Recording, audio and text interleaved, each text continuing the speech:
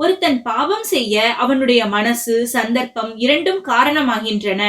நாம் பல பாவங்களை செய்ய முடியாமல் சந்தர்ப்பமே நம்மை கட்டி போட்டிருக்கலாம். எனவே ஒரு பாவியை பார்க்கும்போது, அம்பிகே, இந்த பாவத்தை நானும் கூட செய்திருக்கலாம். ஆனால் அதற்கு சந்தர்ப்பம் தராமல் நீ கிருபை செய்தாய். அந்த கிருபையை இவனுக்கு செய்யம்மா என்று பிரார்த்திக்க வேண்டும். இரண்டாவதாக, நம்மை ஒருத்தர் துவேஷிக்கிறார் என்று கோபம் கொள்ள வேண்டியதில்லை.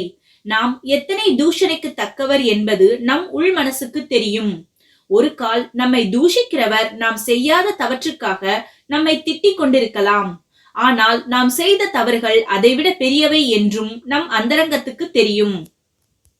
நம் தவறுகளை கழுவிக்கொள்வதற்காக ஒவ்வொரு நாளும் அம்பாளிடம் பச்சாபத்துடன் அளவேண்டிய நிலையில்தான் இருக்கிறோம்.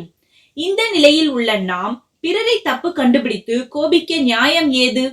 பெரும்பாலும் நம்முடைய கோபத்தை எதிராளி பொருட்படுத்துவதே கிடையாது. ஆத்திரப்படுவதால் நாமே நம் சரீரம், மனசு இரண்டையும் கெடுத்துக் கொள்வதோடு சரி. அன்பாக இருப்பதுதான் மனிதன் சுபாவமாக தர்மம். அதுதான் ஆனந்தமும். அன்பு நமக்கும் ஆனந்தம், எதிராளிக்கும் ஆனந்தம். அன்பே சிவம் என்பார்கள்.